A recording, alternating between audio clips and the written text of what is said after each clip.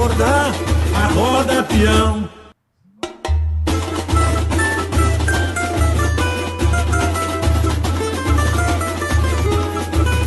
Tá na hora de acordar, acorda peão. Tá na hora de acordar, acorda peão.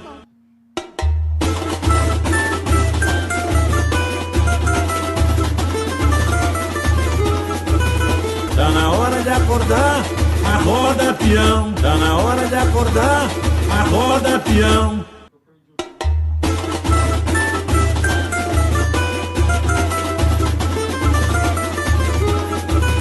Tá na hora de acordar, acorda peão. Tá na hora de acordar, acorda peão. Bom dia a todos. E nós estamos aqui de volta com a Acorda Peão. Nós paramos lá depois do Natal e agora nós estamos voltando. Estamos aqui com o professor Gustavo. Bom dia, professor Gustavo. Bom dia, doutora Patrícia. Bom dia a todos vocês que nos acompanham neste retorno do Acorda Peão, um programa que retrata, que discute política, que discute a vida do trabalhador no nosso país, no nosso estado e no nosso município de São Paulo. Então, a gente sempre tem a ideia de aumentar a consciência do trabalhador, de levar elementos para a reflexão do trabalhador das notícias que nos assolam no dia a dia, né? Porque uma coisa é fato, a gente tem milhões de coisas acontecendo, mas nós vamos discutir o que a imprensa está trazendo para a gente no dia a dia. Nós estamos aqui agora no novo formato, direto do Estúdio Pio, aqui em São José dos Campos, com a produção da Mariellen Chagas e do Fabrício Manzarino. E aguardando, muito em breve nós teremos aqui conosco o Dr. Denis, advogado, um dos pais, um dos pensadores aqui do Acorda Peão, e o Renatão, que é a nossa estrela, que é a nossa âncora aqui, e que sempre nos traz notícias do movimento sindical e com uma reflexão dos anos de vida que ele tem no movimento sindical, no movimento social e com as observações que a gente leva, porque política também é lidar com o ser humano, né? A gente lida com o ser humano todos os dias e interage com eles. É dessas interações que surgem as grandes ideias, são desses debates que surgem as grandes ideias, as possíveis saídas. E a melhor coisa que a gente tem de tudo isso é saber que não tem só este jeito de viver, que tem outras formas também. E, iniciando o nosso programa, como sempre, eu acho que nós estamos num momento de pandemia, a gente não pode deixar de dar os dados da Covid. E dizer que, de dezembro para cá, a coisa piorou e piorou muito. Até o professor tem alguns comentários interessantes para fazer em relação a isso. Nós, hoje, em 24 horas de ontem, das 8 horas do dia de anteontem para ontem, foram 1.382 mortes pela Covid-19. Preste atenção, nós voltamos àqueles picos lá da primeira semana de agosto.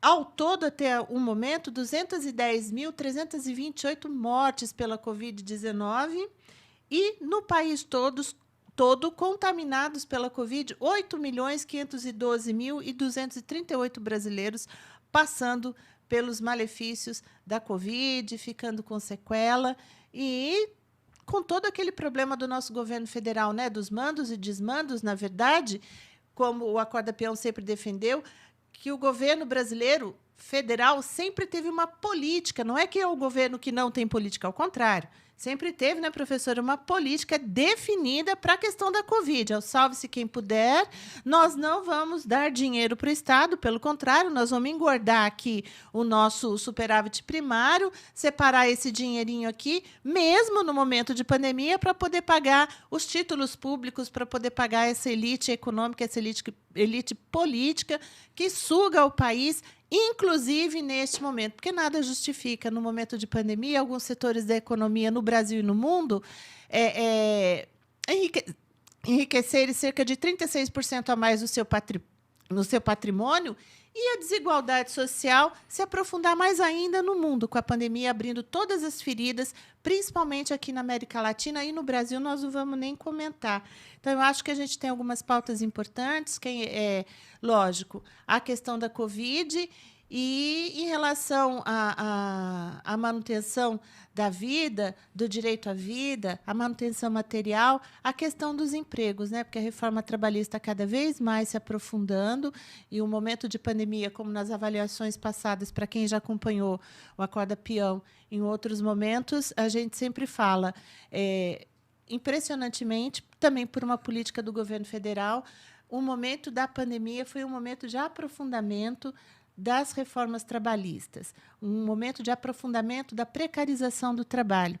E agora, com uma cerejinha do bolo, né, que é a história da saída da Ford do Brasil, com o fechamento das 3 unidades.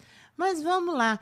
Covid-19, professor Gustavo, a gente estava, antes aqui de começar no estudo, a gente estava comentando em relação à política exterior, né? Como que Itamaraty se comportou durante todo esse período, e do governo agora correndo atrás de todo o prejuízo da má política, da má administração, do mau entendimento em relação à China, em relação aos países como a Índia, por exemplo, fazendo críticas desonrosas, críticas sem qualquer fundamento, e que acabaram por prejudicar um tratamento internacional, uma intervenção que seria agora, mais do que nunca, da Embaixada Brasileira, necessária junto ao governo chinês, por exemplo, para poder agilizar a questão dos insumos da vacina.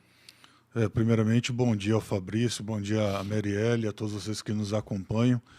E é um processo que a gente vai cada vez mais apresentando a questão da força, que ela vai se expandindo, no sentido de que ontem eu estava vendo uma reportagem muito interessante a respeito dos dados que foram levantados durante todos os anos em que a Ford esteve aqui no Brasil, o ano em que ela obteve o menor número de importações, que caiu a questão da própria fabricação dela, foi correspondente ao ano de 2019 e o ano de 2020. Claro que isso numa escalada que vem cada vez mais a apresentar a todos nós quais são realmente os interesses das grandes empresas que aqui vêm colocar todo o seu aparato tecnológico, que a gente já percebe que apenas para retirar todo o lucro, nós continuamos numa economia extrativista, ou seja, é um fazendão aberto em que as grandes fábricas vêm apenas para retirar aquilo que fazem com que elas cada vez mais aumentem as suas riquezas, e no momento no qual nós nos encontramos, não de enfraquecimento da economia, mas numa situação pandêmica que exige novos olhares, que exige medidas que sejam direcionadas mais ao campo social, podemos dizer assim também até ao campo solidário, que rompe com as barreiras do neoliberalismo, que rompe com as barreiras do capitalismo, que rompe com as barreiras que exigem a lucratividade. Nós temos aí todo esse não desempenho, ou seja, é melhor nós irmos a um lugar que irá render lucro do que nós continuarmos nesta mesma situação. É o que muitas vezes nós vemos, até nessa questão falando sobre a pandemia, dos inúmeros fatos que vão ocorrendo ao longo do Brasil, tanto em Sergipe, Pernambuco e tantos outros estados, em que os profissionais da área da saúde não receberam ainda a vacina, e quem estão recebendo são os filhos de grandes empresários, os prefeitos, a secretária da saúde de determinada cidade e assim por diante, que apresentam todo esse descalabro, tudo isso que vai culminando num sentido em que nós nos encontramos num fator de insegurança. Mesmo até aqueles que tinham uma determinada segurança agora se encontram totalmente à mercê do destino, principalmente naquilo que não é reconhecido como seu próprio direito, como cidadão, no qual tantos afirmam: eu sou patriota, eu sou cidadão brasileiro, mas até a classe média está sofrendo. Está sofrendo não, está sentindo aquilo do qual ela se colocou durante tanto tempo de uma maneira ingênua em relação à verdadeira população brasileira, que é o pobre, que é o negro, que é a pessoa que está totalmente desassistida nesse momento no qual a sua cidadania, o seu patriotismo não vale absolutamente de nada. Então, o professor ele acabou de comentar, ele falou classe média. Vamos lá. Essa coisa da Covid-19 já está meio que saturada, né? A gente liga o jornal, vê TV, ou escuta o rádio, vê Facebook, não sei, vê os memes, as piadinhas, a carta do Bolsonaro para o Joe Biden, tardiamente agora, dizendo cuidarei da Amazônia, como o professor estava comentando, né? Cuidarei da Amazônia, cuidarei da questão do meio ambiente e desejo a você um bom governo, mas por meio de uma carta, nesse momento, depois de todas as pataquadas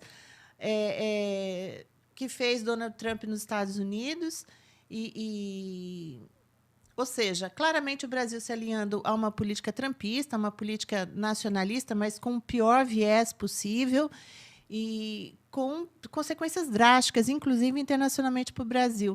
Agora, quando o professor fala de classe média, acho que é interessante a gente pensar, será que nesse processo de inovação tecnológica, porque não tenhamos dúvida, essa coisa da Ford sair do Brasil, não é que o Brasil não dá lucro. Pelo contrário, hein, gente? Pode pegar aí os mapas, pode consultar os sites econômicos, os cadernos jornalísticos específicos econômicos.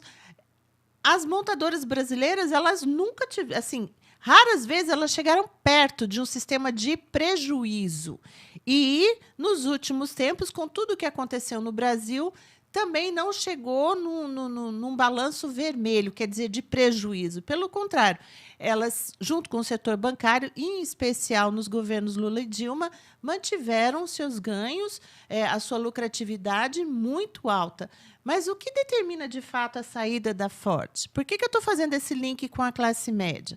Porque essa coisa de existir Ford, de existir GM, todo esse parque industrial que nós conhecemos, que existia no Brasil até 10 anos atrás e que paulatinamente vem sendo desmontado, ora pelas políticas para poder privilegiar a questão, a pauta agroeconômica, agroexportadora, quer dizer, fazendão, como o professor fala, vamos exportar aí soja, vamos exportar milho, vamos exportar gado, vamos exportar porco, vamos exportar galinha, ao invés de fazer produtos mais acabados. Mas isso também não é nenhum pecado, porque com a atual estrutura do mundo, a gente precisa repensar e avaliar o papel do país. Mas é fato que nós passamos por um processo de desindustrialização nos últimos 20 anos.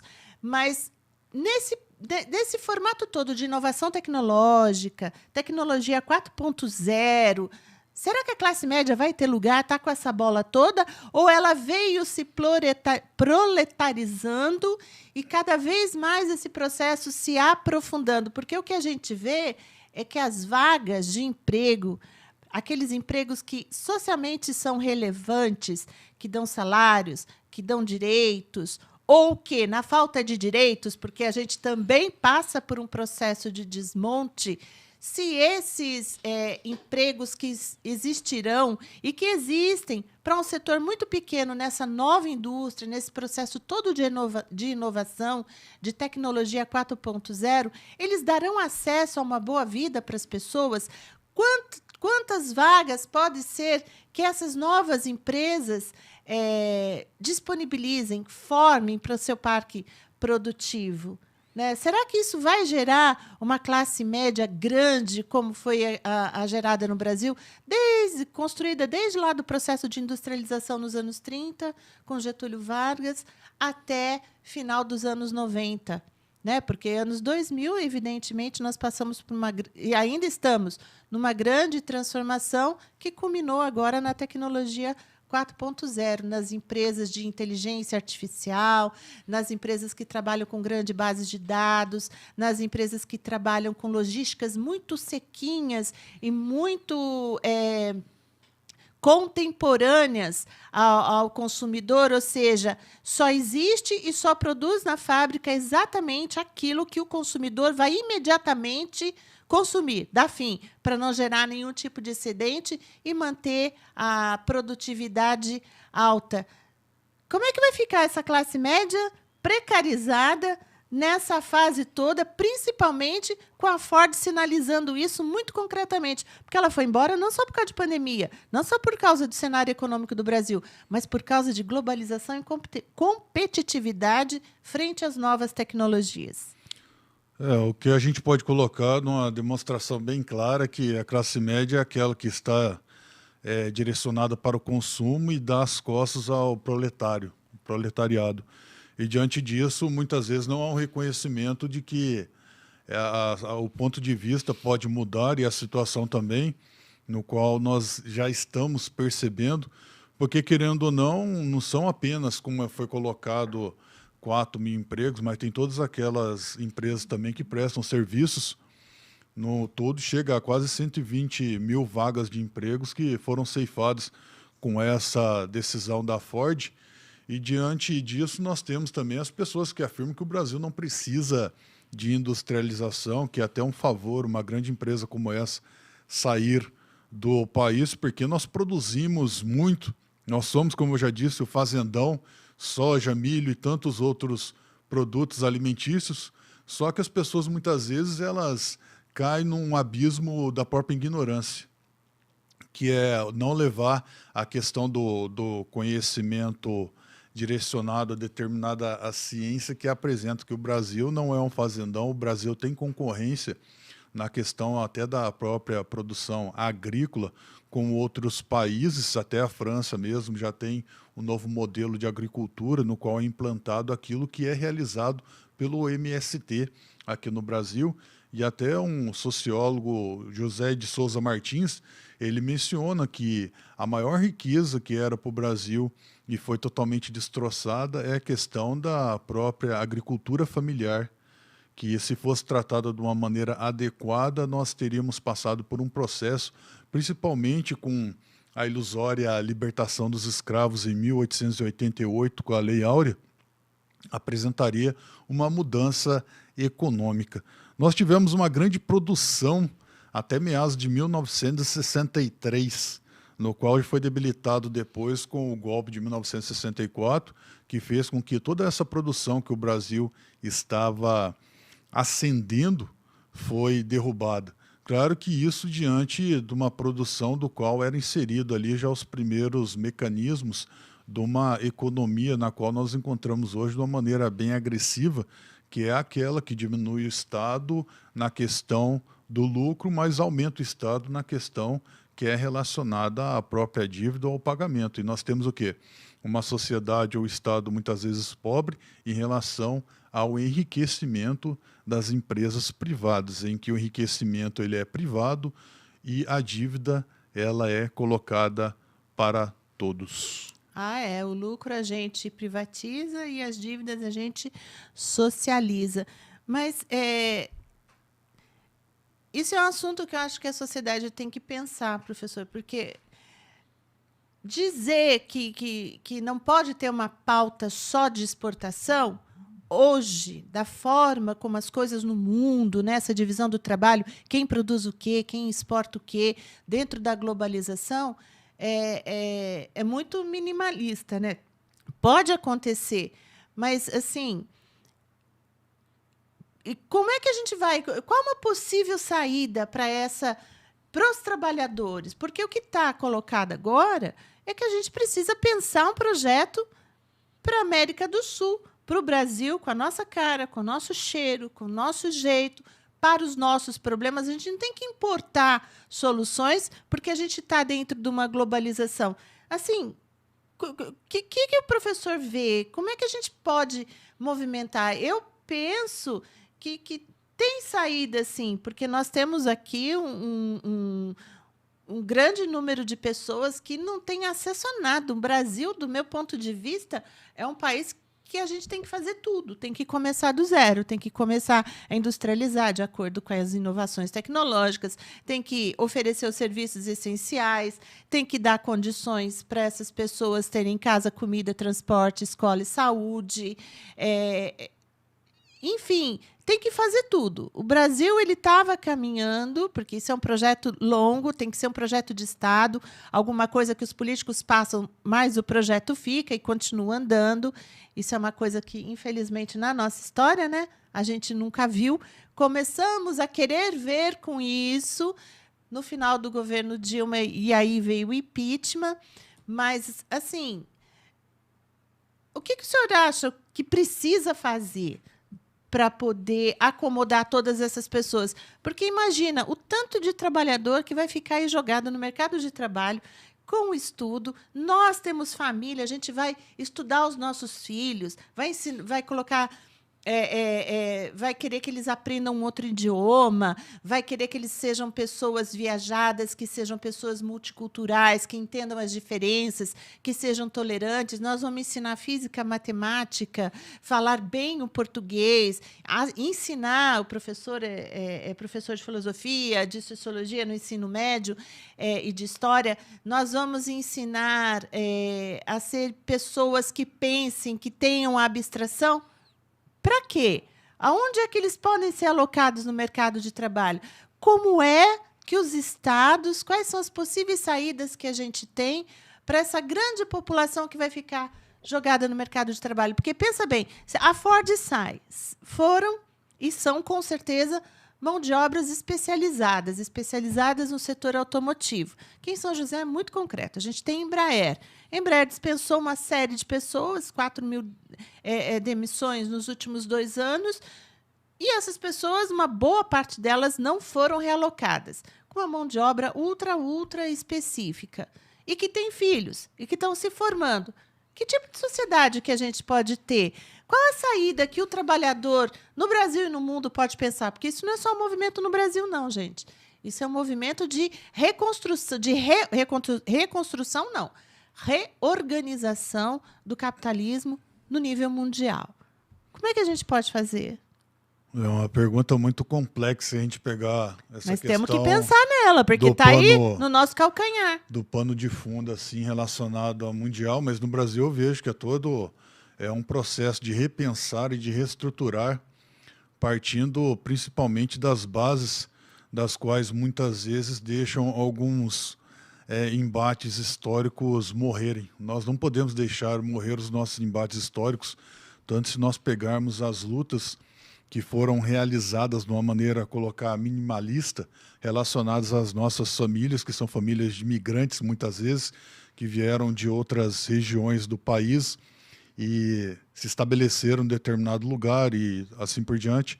Agora, de uma maneira geral, assim, eu acho muito interessante a questão de um livro do Bauman, que foi lançado após a sua morte, uma obra póstuma, chamado Zygmunt Bauman, um sociólogo francês, austríaco, que morreu há muito tempo já, e que ele apresenta a questão do título da obra, que é Estrangeiros à Porta, em que ele relata todo aquele processo que foi realizado do continente africano, as travessias pelo mar Mediterrâneo e tantos outros, dos quais até apresenta uma nova configuração da Europa hoje, colocando uma maneira brasileira. Hoje nós nos sentimos também como se fôssemos estrangeiros desse processo de lutar por tudo. Por isso que eu realço a questão de não esquecer a questão dos embates históricos, são aquelas lutas por conquistar um determinado espaço, e apresenta hoje como nós temos as políticas afirmativas e temos também a constituição da própria identidade, que é realizada nessa miscigenação cultural e social. Colocar no pano de fundo do Brasil, nós não temos como colocar abertamente que todos esses que estão formando hoje, passando por todo esse processo, eles terão uma abertura no mercado de trabalho. Eles não terão. Serão uma mão de obra totalmente jogada ao léu, no qual muitas vezes o IBGE e tantos outros institutos apresentam a questão de que tem 14 milhões de desempregados. O número é bem maior. O número, ele, de certa forma, chega a ser amenizado para não apresentar tanto o espanto do qual nós vivemos este caos, principalmente nesse ano, no qual muitos relacionados a essa determinada área que é relacionada ao emprego, vem apresentando que ano passado foi como se fosse o ano da geração nem trabalha nem estuda, e outro nem que nem busca trabalho porque não tem mesmo. E se nós colocarmos nessa relação da tecnologia, nós temos uma outra deficiência que até é apresentada pela Unicef, no qual ela fez uma pesquisa relacionada ao continente africano, em que a África Ocidental toda apresenta digamos assim, a falta de internet, ela chega a ser hoje até uma deficiência na própria formação da criança e do jovem, entre 3 e 17 anos, em que 95% da população de 3 a 17 anos no continente africano não tem acesso à internet, e no Brasil chega a 49%, ou seja, em torno de 4,3 Isso veio com a pandemia que escancarou essa ferida aí, né? Porque a pandemia ela vem apresentar até uma outra verdade, a pura verdade do governo Bolsonaro, a verdade daquilo que afirmavam os bolsonaristas. A pandemia está apresentando que a verdade pura não é essa da qual eles afirmavam e tantas vezes até agora chegam a enfatizar de uma maneira enfadonha, de uma maneira que não apresenta o contexto da realidade. E dentro disso nós temos um processo de formação, que chego até a mencionar, um processo de formação filosófico-social, em que a questão do processo de refletir, o processo que é totalmente diferente de pensar, ele vai criando veias dentro da própria sociedade e vai apresentando uma realidade da qual as pessoas que não tinham contato sentem de uma maneira mais grave, ou não também. Nós temos todo um encadeamento no qual é até afirmado por alguns estudiosos de que quanto maior a crise, maior é a cegueira moral. Mas nós sabemos que essa cegueira moral ela chega até um determinado nível, porque quem está nessa cegueira moral vai acordar querendo ou não, por bem ou por mal, diante de uma deficiência, no qual até é muito interessante no começo da pandemia, nós ouvíamos falar muito a respeito do que saúde e economia tem que andar junto, mas só que até o Herbert de Souza, o Betinho, que morreu lá em 1995, 96, ele coloca um dado muito interessante num livrinho bem pequeno, chega até nem a 90 páginas, relacionado à análise de conjuntura, no qual ele fala, nós esquecemos quando fazer uma análise da nossa realidade, principalmente das decisões políticas, de relacionar as duas palavras, política e economia. Por isso as pessoas muitas vezes vivem na ignorância, achando que até hoje o vírus é uma questão política, vive na ignorância, achando que tudo que é decidido na Câmara dos Deputados, no Senado, não tem nenhuma relação com a sua própria vida. Porque vamos combinar, né, gente? De barriga vazia, não dá para ficar pensando muito em política, nessas coisas, não. A gente vai mais ali no objetivo, no material. E daí eu acho que é até possível a gente pensar que se a gente tem uma sociedade democrática ou não. Porque de barriga vazia, não dá para você especular, ficar viajando, abstrair muita coisa, não. E uma sociedade de barriga vazia não pensa, ela vai no fluxo, né? Ela vai sobrevivendo, é um dia de cada vez. E nós, brasileiros, na pandemia, acordamos assim. A gente descobriu que não tinha nada, que não tinha política pública, que não tinha governo, que os pequenos e os médios são os que empregam a grande massa no mercado de trabalho brasileiro, ficaram à míngua. Eu tive acesso a uns dados, no estado de São Paulo, 600 mil empresas fecharam suas portas neste período de pandemia, dados do último semestre de 2020. O negócio é feio. Não é porque eles estão fechando, porque isso pode ser uma inovação, pode ser uma reviravolta para mudar, mas é porque tem pessoas que se empregam ali, que vivem daquele salário e mantêm suas casas, seus sonhos, suas famílias, seus objetivos com aquele salário, e que estão soltas por aí hoje. Então, o que a gente vê é que, se os trabalhadores não, como o professor falou, que acho que é interessantíssimo essa coisa dos embates históricos. Qual é o embate histórico na América Latina? Eu estou vendo um seriado no Netflix, Eu e Todo Mundo, chamado Coisa Mais Linda, e ali mostra uma fase de 1959, abrindo os anos 60, de uma burguesia, de uma classe média que estava se formando, estava começando a se consolidar naquele período, porque a Ford, por exemplo, já estava no Brasil desde 1919. A GM veio nos anos 50. Ou seja, e ela falava de corte, sabe? A burguesia ali, a sociedade, né? Os burgueses do Rio de Janeiro, que naquela época ainda era capital, se consideravam como corte. Se considerar como corte quer dizer alguma coisa relacionada a um sistema imperial, monarquista, ou quer dizer uma aristocracia, uma nobreza. E esse é um embate histórico, uma herança no Brasil em relação, por exemplo, ao que acontece com o racismo. O fato de não ter trazido os negros para o mercado de trabalho no momento de expansão. Porque, na concepção daquela elite econômica lá em 1920, 1930, e antes, logo após 1888, que foi a escravidão, era de que os brasileiros eram europeus. Porque o que a gente tinha, na verdade, era um pedacinho da Europa nas terras que hoje a gente conhece como Brasil. E isso significava que quem nascesse aqui nasceria sobre um império, uma monarquia europeia. E esse é o cerne da nossa burguesia. E esse é o caldo que ficou para quem quer se parecer como eles, que, no caso, ali era a classe média. Eu fico impressionada. Todo o seriado, todo o texto, todas as conversas giram em torno da concepção do papel da mulher, né, da minimalização do papel da mulher, da opressão à mulher, que a mulher era um objeto para o homem, era alguma coisa que tinha que satisfazer as necessidades do homem, cuidar da casa e não se envolver em política, não trabalhar, tinha um papel definido socialmente, de ser alijada, separada, impedida de intervir nas grandes decisões, e em torno do preto, em torno do racismo, em torno de quem é que tem que me servir.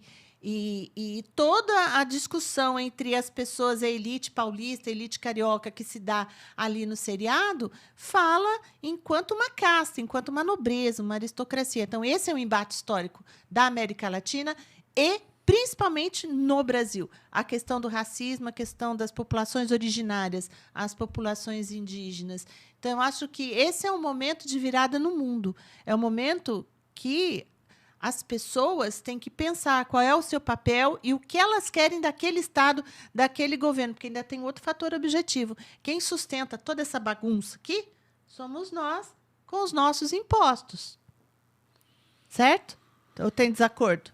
Não, processo de continuidade histórica, no qual nós não podemos nunca negar, e que, diante desse negacionismo, ou seja, essa criação da palavra que foi tão enfatizado durante este período, do qual o José de Souza Martins também tem um artigo muito interessante, falando que as palavras hoje perderam o sentido, ou elas são colocadas de uma forma diferenciada, que é para dar a entender a situação que se está vivendo, como um sentido de vazio mesmo. Qual foi o sentido de você desejar Feliz Natal para alguém, tanto em 2019, principalmente em 2020? Um feliz ano novo? Qual o sentido? Foi apenas uma palavra vazia ali, falada em um determinado momento, ocasionalmente. Eu ficava até constrangida. Estou ainda de cumprimentar as pessoas pela primeira vez no ano 2021 e falar assim, ai, feliz ano novo. Ai, meu Deus, para quem? Não tem sentido as palavras. E nisso nós temos aí a desmonetização, palavras criadas durante todo esse período no qual a questão da comunicação pela internet foi tão enfatizada em determinados setores, e mostrando mais uma vez a verdade da precarização em outros setores, como o da educação. E nesse sentido nós temos esse processo de reformulação. É difícil adentrar a questão que vai colocando todos esses embates, porque era preciso fazer como se fosse um mapa, cronológico da história, para apresentar todos esses embates, nos quais vão fortalecendo cada vez mais, podemos dizer, o brasileiro alienado, o brasileiro que, no fundo da sua ignorância, se acha um conhecedor das mais variadas ciências, pelo seu próprio egoísmo, pelo se sentir melhor do que o outro, por se sentir privilegiado economicamente do que a maioria da população. Nós vamos ter que tomar esse embate, né? Porque essa fase passou, né, gente? Vamos combinar, não tem ninguém com dinheiro no bolso, né? Tem um setor muito pequeno comprando apartamento de 80 metros quadrados por 1 milhão, hipervalorizando algumas regiões, porque literalmente não tem onde enfiar dinheiro. E é um setor muito pequeno, é o setor dos administradores, dos gerentes de primeiro escalão de empresas multinacionais, que têm contratos de 10 milhões, 9 milhões por ano. Esses até podem fazer uma coisa, mas é um setor muito pequeno. O resto, classe média, pensa bem. Existe ainda? Nós estamos num momento histórico de tomar isso para a gente. Vamos pensar o que a gente vai fazer?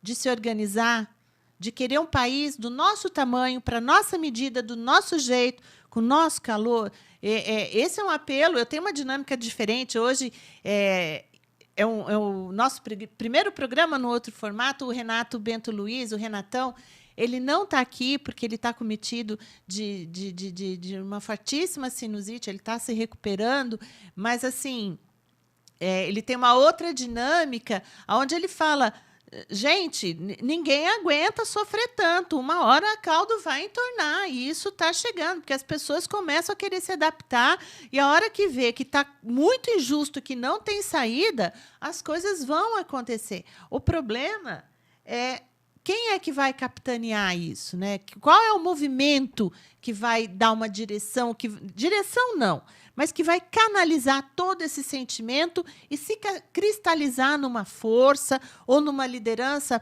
provada nas lutas e reconhecida. Então, a gente está neste momento. A gente tem uma juventude, pensa bem nos nossos filhos, né, que está aí, que está no terceiro colegial, no segundo colegial, conseguem fazer o Enem, conseguem ir para uma universidade pública, vão fazer o quê da vida, né? Será que no Brasil a gente não pode ter, por exemplo, um complexo econômico hospitalar de saúde?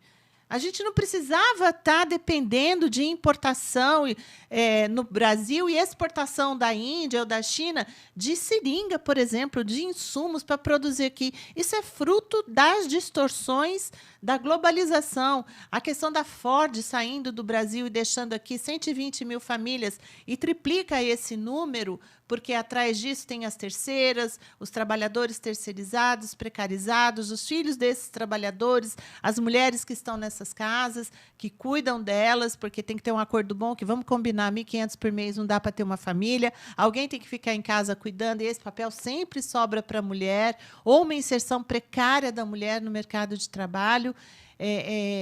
Como é que a gente vai fazer?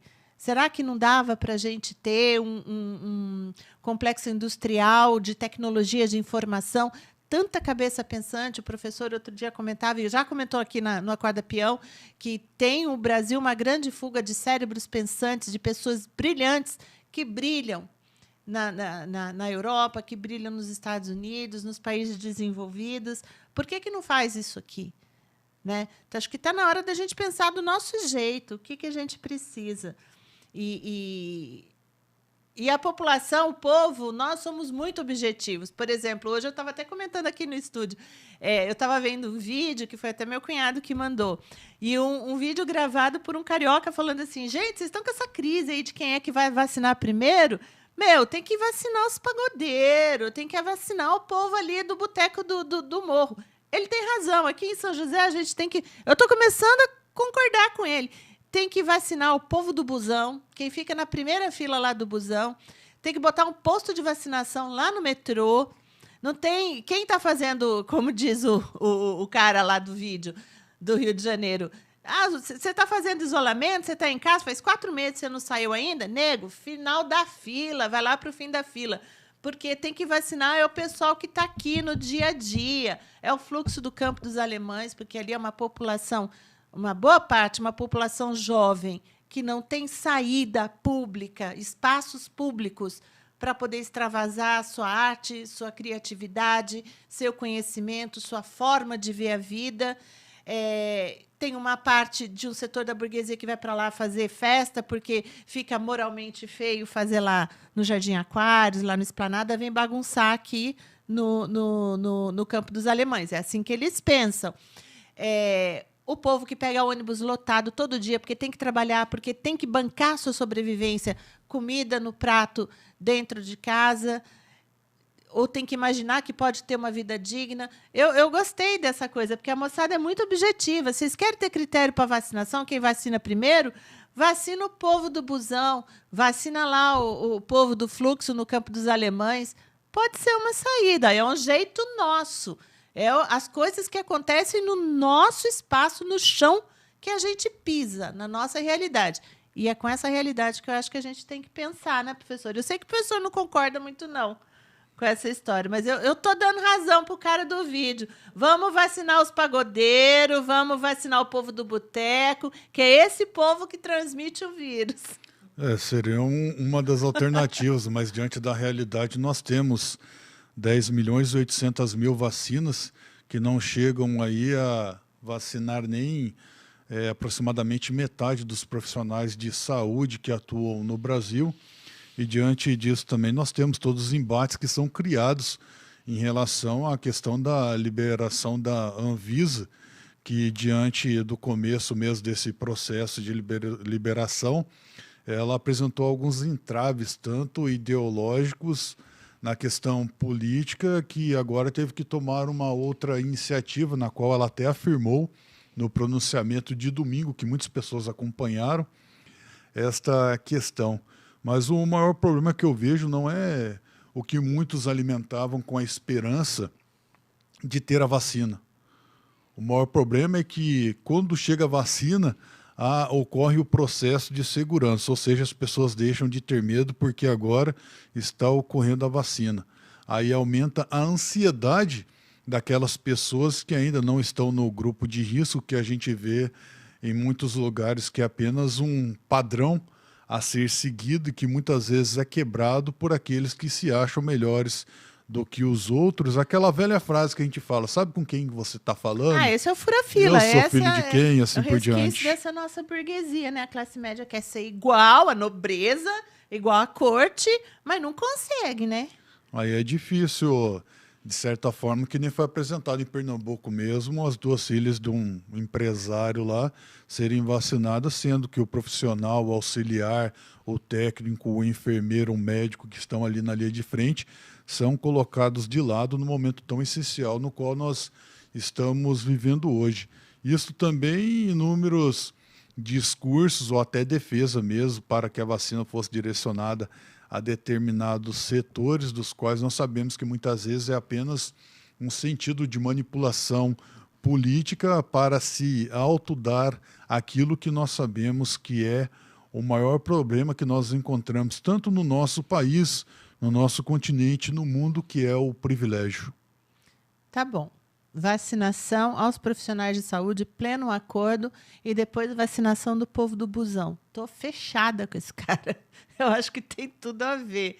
Mas você está falando da geração neném, eu estava pensando aqui que é uma geração, de fato, bastante conservadora e que faz, eu acho, que um link direto com essa história de, diante de tanta dificuldade material, de acesso aos bens básicos, essenciais, de dignidade de vida, como é que você pode achar que você consegue ter abstração de ter um projeto de um país que poderia ser assim, que poderia fazer isso, que onde a população, o povo teria essa ou aquela cara, com esse e aquele gosto? Não tem como, né? É uma geração nem. E eu até digo nem, inclusive, para a classe média, a classe média alta tá por um triz, né? Se não der uma repaginada nela séria, forte mesmo, o que está difícil aqui no Brasil, nós estamos tendendo a uma precarização geral nas formas de contratação, de remuneração, e essa geração nem está perdida nesse ponto aí, que é nem isso, nem aquilo, e se tornou conservadora a ponto de ser uma geração que, segundo as pesquisas, são jovens que, por exemplo, transam menos que os jovens dos anos 80, dos anos 90. Claro, está todo mundo retraído, está todo mundo com verdadeiramente carência material, de uma forma ou de outra, numa intensidade, num grau ou no outro. mas estão. E isso tudo é fruto desse neoliberalismo, dessa grande política internacional, e a gente tem que aprender a começar a juntar essas pontas para analisar o espaço que a gente tem e o que a gente quer fazer com ele. O que nós queremos da vida? Qual é o nosso principal desejo? Qual é o nosso sofrimento hoje? Nós vamos lutar para mudar esse sofrimento? Então, e isso eu acho que é interessante. Em outras palavras, o Renatão falaria que o povo, ele vai estar aqui conosco na semana que vem, mas ele fala, não, o povo se vira, não chega, não, ele vai se adaptando, ele vai dando o jeito dele, a resposta dele, até que chega uma hora que ele impõe essa resposta. Eu acho que essa seria esse é um processo natural. Eu concordo com isso. Mas aqui nós estamos chegando ao final desse programa piloto, primeirinho, aqui nesse novo formato, no Estúdio Pio, com a direção e a produção da Marielle Chagas e Fabrício Manzarino. E quero agradecer a vocês que nos ouvem, que nos ouviram e que nos ouvirão.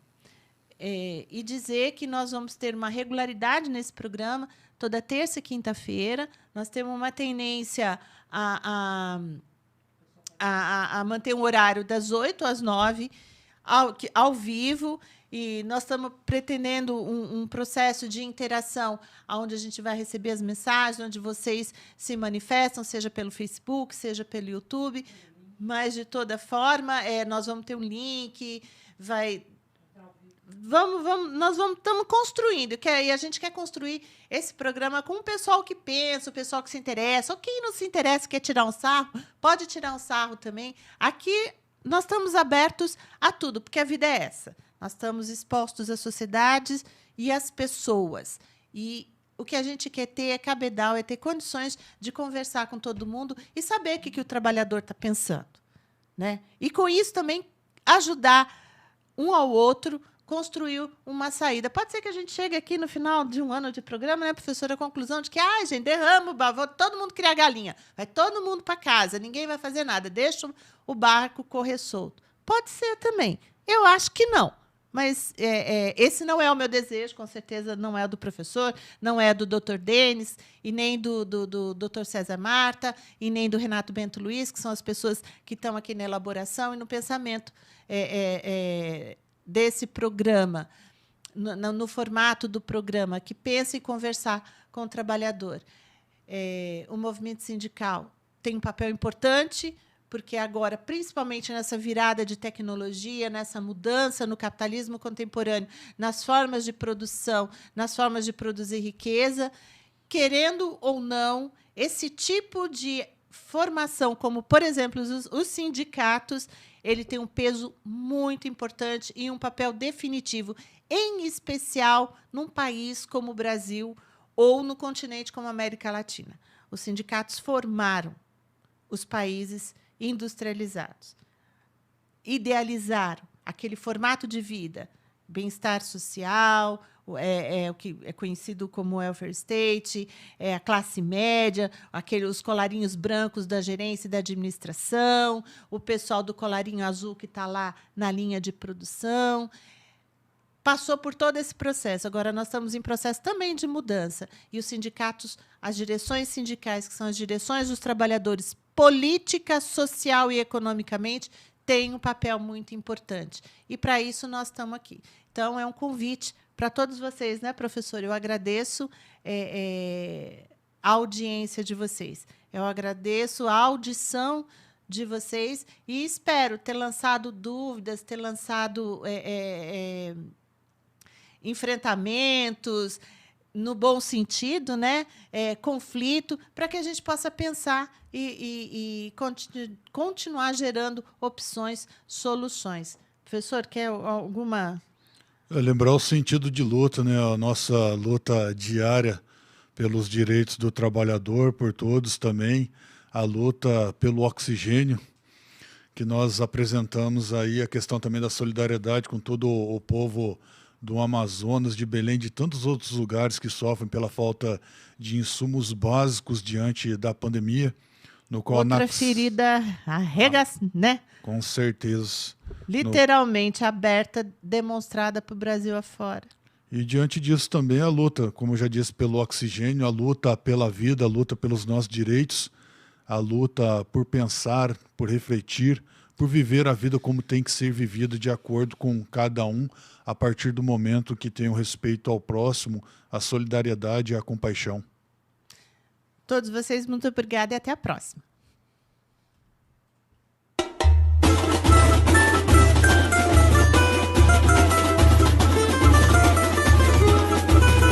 Tá na hora de acordar, acorda peão. Tá na hora de acordar, acorda peão.